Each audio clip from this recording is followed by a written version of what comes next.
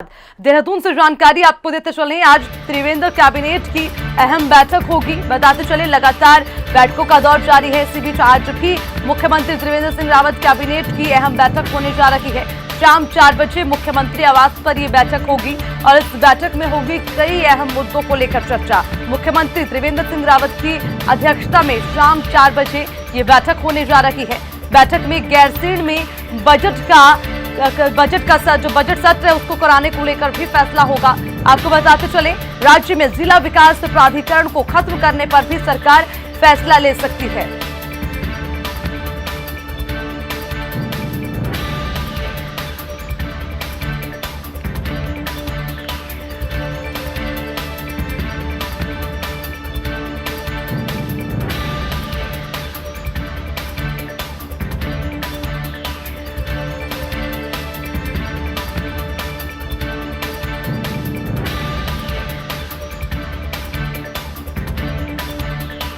तो शाम 4 बजे मुख्यमंत्री आवास पर अहम बैठक होने जा रही है, जिसमें बजट सत्र को लेकर भी चर्चा होगी और उसी के साथ प्राधिकरण अधिनियम को लेकर भी चर्चा हो सकती है। मुख्यमंत्री त्रिवेंद्र सिंह रावत की अध्यक्षता में ये बैठक होगी और बैठक में गैरसैंण में बजट सत्र कराने को लेकर होगा फैसला।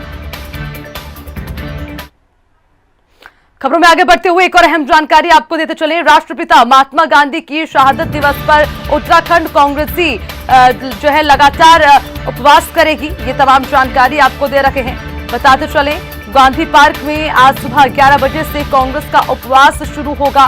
राष्ट्रपिता महात्मा गांधी की शहादत पर कांग्रेसी उपवास करेंगे। 11 बजे से शुरुआत होगी। गांधी पार्क से ये शुरुआत की जाएगी और उत्तराखंड कांग्रेस उपवास कर महात्मा गांधी को अर्पित करेगी श्रद्धांजलि। बताते चले राष्ट्रपिता महात्मा गांधी के शहादत दिवस पर उत्तराखंड कांग्रेस उपवास करेगी। 11 बजे से शुरुआत हो रही है। राष्ट्रपिता महात्मा गांधी के शहादत को लेकर कांग्रेसियों ने फैसला लिया है और गांधी पार्क में आज सुबह 11 बजे से कांग्रेस का ये उपवास शुरू होगा। कांग्रेस के प्रदेश अध्यक्ष प्रीतम सिंह के नेतृत्व में उपवास होगा।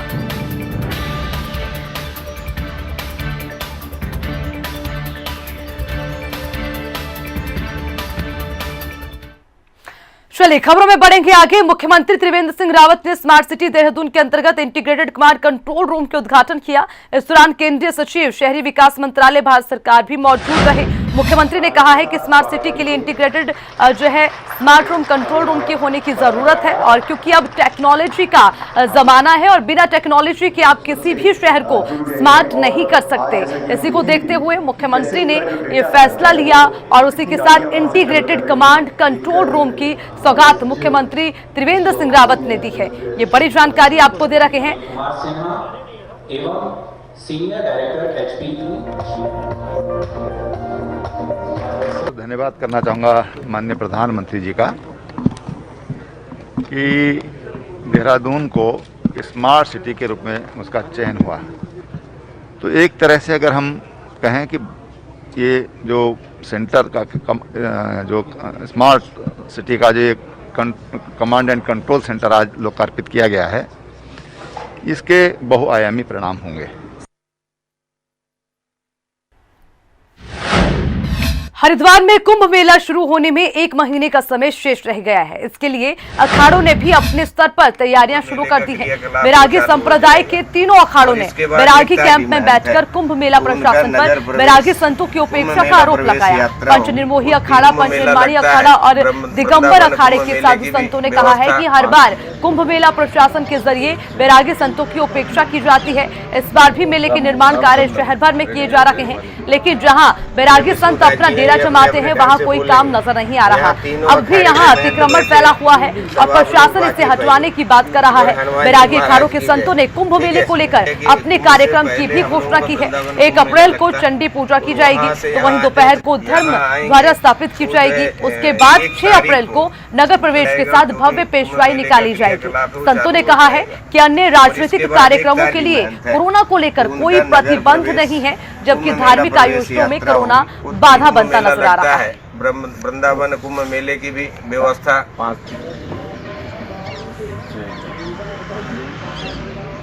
काम कब लग बैठ जाओ विष्णु दास जी हैं, ये अपने अपने ढंग से बोलेंगे। यहाँ मसूरी एक कार्यक्रम में शिरकत करने पहुंचे कृषि मंत्री सुबोध उनियाल ने पत्रकारों से वार्ता करते हुए कहा कि उनकी सरकार ने पिछले 4 सालों में कृषि क्षेत्र में 100 से ज्यादा बदलाव किए हैं। कृषि और बागवानी को धरातल पर लाकर किसानों को ज्यादा से ज्यादा मदद देकर उसकी आय को बढ़ाने को लेकर लगातार राज्य सरकार काम कर रही है। उन्होंने कहा प्रदेश में सबसे ज्यादा समस्या थी कृषि उत्पादों की मार्केटिंग की और उत्पादों की वैल्यू एडिशन किस तरीके से की जाए। उन्होंने कहा है कि पर्वतीय क्षेत्र का पहला प्रोसेसिंग क्लस्टर मसूरी के पास के कैंपटी क्षेत्र में तैयार किया जा रहा है, जिसके माध्यम से उत्पादों को मार्केटिंग की जाएगी। उन्होंने ये भी बताया है कि पूरे प्रदेश में 1300 आउटलेट बनाए जा रहे हैं, जहां पर उत्तराखंड के ऑर्गेनिक उत्पादों को दुनिया में पहुंचाने का लक्ष्य है।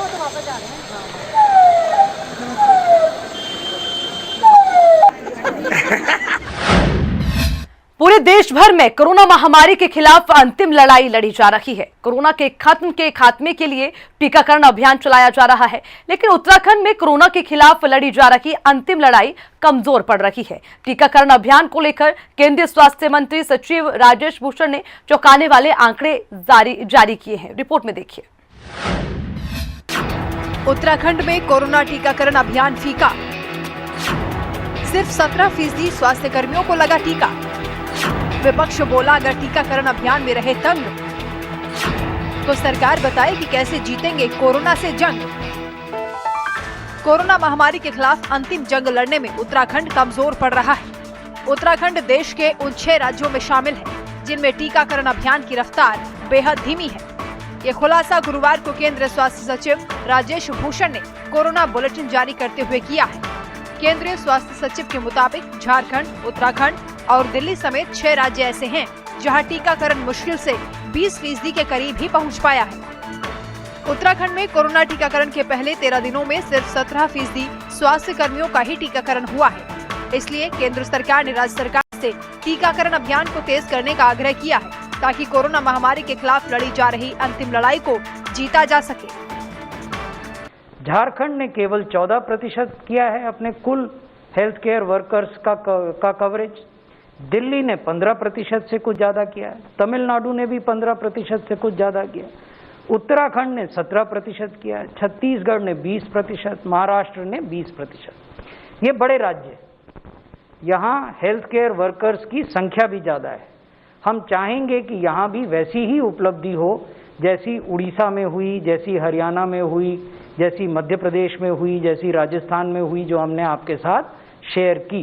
तो हम इन राज्यों के साथ लगातार संपर्क में हैं और विभिन्न प्रयासों को देख रहे हैं जिससे कि इस संख्या को बढ़ाया जा सके।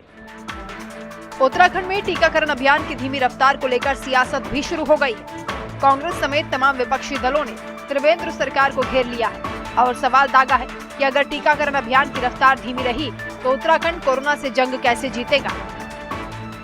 दुर्भाग्यपूर्ण ये कि सरकार की जिम्मेदारी कि लोगों को कन्विंस करें, उनको समझाएं, लोगों में मैसेज जाए कि नहीं ये ठीक हो रहा है।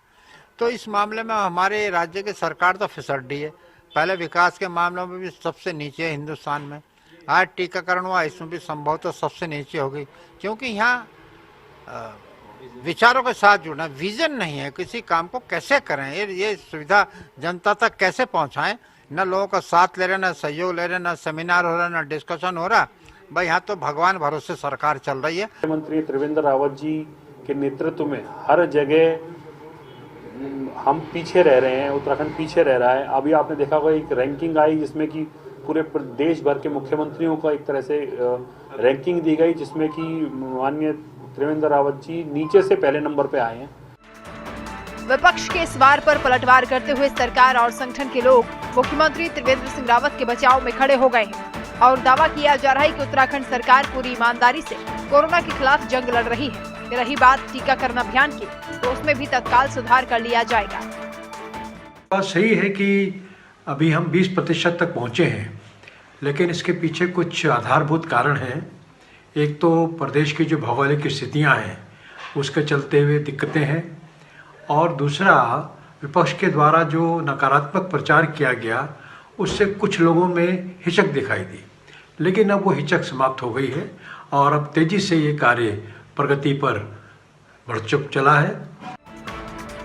वैसे देखा जाए तो केंद्र स्वास्थ्य सचिव ने जो कहा है उससे उत्तराखंड सरकार पर सवाल खड़े होना लाजमी है, क्योंकि जब पूरा देश कोरोना के खिलाफ अंतिम जंग लड़ रहा है तब उस जंग में उत्तराखंड की बेहद कम भागीदारी होना व्यवस्थाओं को कटघरे में खड़ा करने के लिए काफी है। अब देखना यह है कि उत्तराखंड की त्रिवेंद्र सरकार सवालों के इस कटघरे से बाहर निकल पाती है या नहीं, कोरोना के खिलाफ दूसरे राज्यों के मुकाबले बराबरी से जंग लड़ पाती है या नहीं।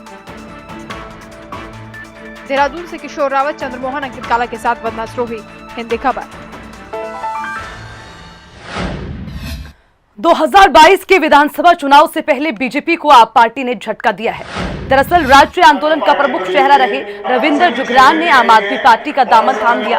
अपने सैकड़ों समर्थकों के साथ उन्होंने पार्टी की सदस्यता ग्रहण की। देहरादून के सुभाष रोड स्थित लॉर्ड विकेंटेश्वर हॉल में कार्यक्रम का आयोजन किया गया, जहां आपके प्रदेश प्रभारी दिनेश मोहिनिया ने उन्हें पार्टी की सदस्यता दिलाई। ये बता दें कि रविंद्र जुगरान डीएवी कॉलेज देहरादून में छात्र संघ अध्यक्ष रहे हैं, साथ ही राज्य आंदोलन के प्रमुख चेहरों में शुमार रहे हैं। वर्ष 1998 में वो बीजेपी में शामिल हो गए थे। इसके बाद खंडूरी और निशंक सरकार में वो दर्जाधारी भी बने। बीजेपी में उन्हें पूर्व सीएम बीसी खंडूरी का करीबी माना जाता रहा। हालांकि बीजेपी वो काफी समय से हाशिए पर रहे थे। इस कारण उनके साथ अपने 23 साल लंबे रिश्ते को विराम देते हुए रविंद्र जुगरान आपके साथ नई राजनीतिक पारी शुरू कर चुके हैं। उत्तराखंड की आवाज को बुलंद करने, उत्तराखंड निर्माण की तो वहीं उत्तराखंड में होने वाले विधानसभा चुनाव के लिए आम आदमी पार्टी ने तैयारियां तेज कर दी है। चुनाव को फतेह करने के लिए आप पार्टी की ओर से प्रदेश भर में सदस्यता अभियान चलाया जाएगा। पार्टी के प्रदेश प्रभारी दिनेश मोहिनिया ने प्रेस वार्ता में बताया कि उत्तराखंड में भी केजरीवाल अभियान के तहत राज्य की सभी 70 विधानसभाओं में वीडियो वैन संचालित की जाएगी। इसमें केजरीवाल सरकार के कार्य और राज्य के विभिन्न मुद्दों को दर्शाया जाएगा। इसके साथ ही पार्टी ने 1 लाख लोगों को जोड़ने का लक्ष्य रखा है। पार्टी इसके लिए 10 लाख से अधिक लोगों के घर घर तक जाएगी। 1 फरवरी को दिल्ली के डिप्टी सीएम मनीष सिसोदिया अभियान की शुरुआत करेंगे। ये अभियान 45 दिनों तक चलेगा।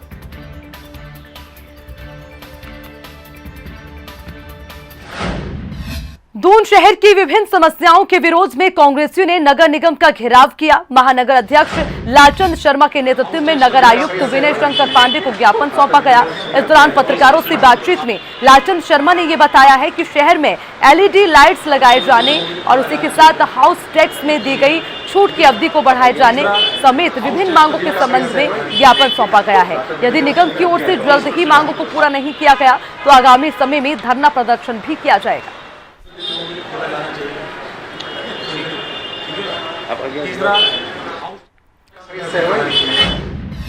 मसूरी के अधिवक्ता रमेश कुमार जायसवाल ने पुलिस आयुक्त दिल्ली पुलिस को पत्र भेजकर भारतीय किसान यूनियन के नेतृत्व में उपद्रवियों के जरिए 26 जनवरी को रैली में अराजकता फैलाने और राजद्रोह किए जाने की शिकायत की है। उन्होंने दिल्ली आयुक्त को लिखे पत्र में कहा कि 2 महीने से अधिक समय से भारतीय किसान यूनियन के बैनर तले तथा कथित किसान आंदोलन दिल्ली की सीमाओं पर चलाया जा रहा है। किसानों के जरिए आंदोलन भारत सरकार के जरिए पास किए गए 3 किसान बिलों के विरोध में किया जा रहा है, लेकिन इसकी आड़ में लगातार भारत विरोधी गतिविधियां की जा रही है। अधिवक्ता रमेश जायसवाल के जरिए दिल्ली आयुक्त को पत्र लिखकर दिल्ली में उपद्रव, उत्पात सहित सरकारी संपत्तियों के साथ पुलिस कर्मियों और अधिकारियों को नुकसान पहुंचाने के लिए भारतीय किसान यूनियन के अध्यक्ष राकेश टिकैत, किसान नेता योगेंद्र यादव और हनान मुल्हा और उसी के साथ कांग्रेस के नेता राहुल गांधी जिम्मेदार लोगों के विरुद्ध भारतीय दंड संहिता के समुचित धाराओं में मुकदमा दर्ज कर गिरफ्तार कर देश के कानून के तहत दंडित किया जाए।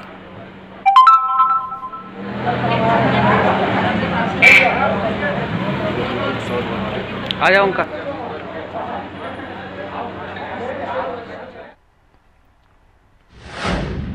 तो वहीं उत्तराखंड शासन के पर्यटन सचिव दिलीप जावलकर के जरिए नई दिल्ली स्थित अशोक होटल में देश भर के सशस्त्र सार्वजनिक क्षेत्रों के उपक्रमों के प्रतिनिधियों के सामने बद्रीनाथ मास्टर प्लान का प्रस्तुतिकरण दिया गया। उन्होंने कहा है कि प्रधानमंत्री नरेंद्र मोदी के नेतृत्व और दूरगामी विजन की छत्र छाया में बद्रीनाथ धाम का मास्टर प्लान तैयार किया जा रहा है, जिसके लिए देश भर के सार्वजनिक क्षेत्र के उपक्रमों से कारपोरेट सामाजिक जिम्मेदारी के अंतर्गत बद्रीनाथ धाम को स्मार्ट स्पिरिचुअल हिल टाउन के रूप में विकसित करने में उनकी भागीदारी सुनिश्चित करने के उद्देश्य से बैठक आयोजित की गई थी। इस दौरान उन्होंने बद्रीनाथ मास्टर प्लान के अंतर्गत प्रस्तावित विभिन्न कार्यों जैसे मंदिर परिसर विकास, प्लाजा विकास, रोड निर्माण, घाटों के निर्माण और उसी के साथ command control centre, street fast road और उसी के साथ अलाइनमेंट और भीड़ प्रबंधन पर एक भव्य प्रस्तुतिकरण दिया।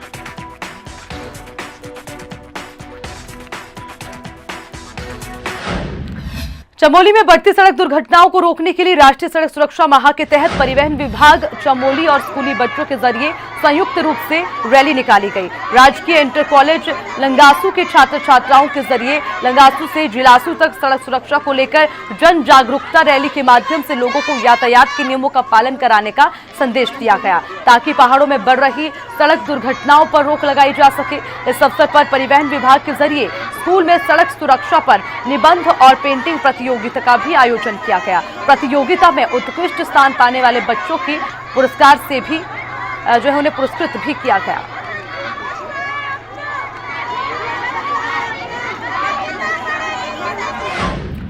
उत्तरकाशी के यमुना घाटी में जल जीवन मिशन योजना का विरोध हो रहा है। नौगांव ब्लॉक में मसाल गांव के बाद बनालपट्टी के पौड़ी गांव के ग्रामीण योजना का विरोध करते नजर आ रहे हैं। विरोध करने के पीछे इन गांव में पहले से ही हर घर में पानी की कनेक्शन का लाभ मिल रहा था, जबकि विभाग के कर्मचारी और ठेकेदार जबरन पूर्व से बनी पेयजल योजना से ही पाइपलाइन बिछाकर सरकारी धन को ठिकाने लगाने में लगे हैं। ग्रामीणों का ये कहना है कि पौड़ी गांव में हर परिवार में पानी की व्यवस्था है। अब जल जीवन मिशन योजना में विभाग और ठेकेदार खाना पूर्ति करते हुए सरकारी धन को ठिकाने लगाने में जुट गए हैं। विभाग पहले पानी के स्रोत और टैंक पर पानी बढ़ाए और पूर्व की योजना पर टेप करके गांव को हर घर नल का लाभ देने की साजिश की जा रही है। ग्रामीणों ने जिलाधिकारी को पत्र लिखकर उक्त योजना को बंद करने की मांग की है।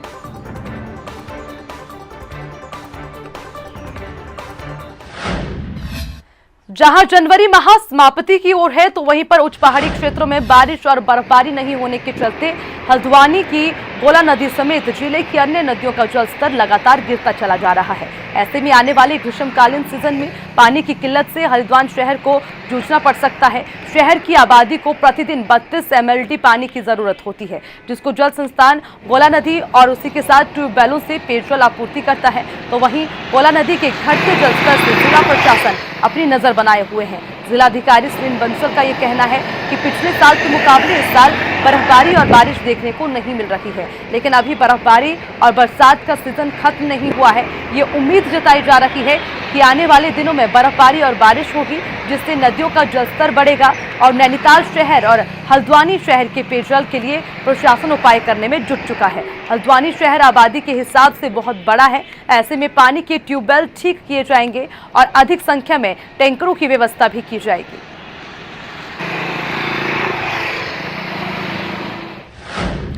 खबर लक्सर से है। खानपुर थाने के प्रहलादपुर गांव में 26 वर्षीय मोहन नामक युवक ने पारिवारिक विवाद के चलते पत्नी को गोली मार दी। इसके बाद युवक ने खुद को भी गोली मार दी। गोली से युवक की मौके पर ही मौत हो गई, जबकि घायल महिला को जिला अस्पताल में भर्ती करवा दिया गया। दरअसल पिछले कुछ दिनों से मोनू और उसकी पत्नी के बीच पारिवारिक कलह चल रही थी। बीती रात भी दोनों के बीच कहासुनी हुई। कहासुनी के बाद मोनू ने घर में रखे तमंचे से पत्नी उमा के सीने पर फायर कर दिया। घटना के तुरंत बाद मोनू घर से फरार हो गए और उधर फायर की आवाज सुनकर परिजन मौके पर पहुंचे और घायल महिला को लक्सर लाया गया, जहां से उसे जिला अस्पताल रेफर कर दिया गया।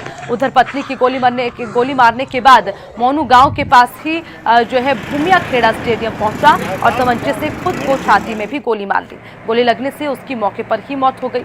सुबह में उसका शव स्टेडियम में पड़ा मिला। सूचना पर खानपुर एसओ अभिनव शर्मा गांव पहुंचे और शव को कब्जे में लेकर पोस्टमार्टम के लिए भिजवा दिया। तो उधर गोली से घायल उमा की हालत खतरे से बाहर बताई जा रही है। उसके भाई अमित ने मृतक मोनू के खिलाफ पुलिस को तहरीर दी है। एसओ शर्मा ने यह बताया है कि तहरीर के आधार पर हत्या के प्रयास का मुकदमा दर्ज कर मामले की जांच पड़ताल की जा रही है।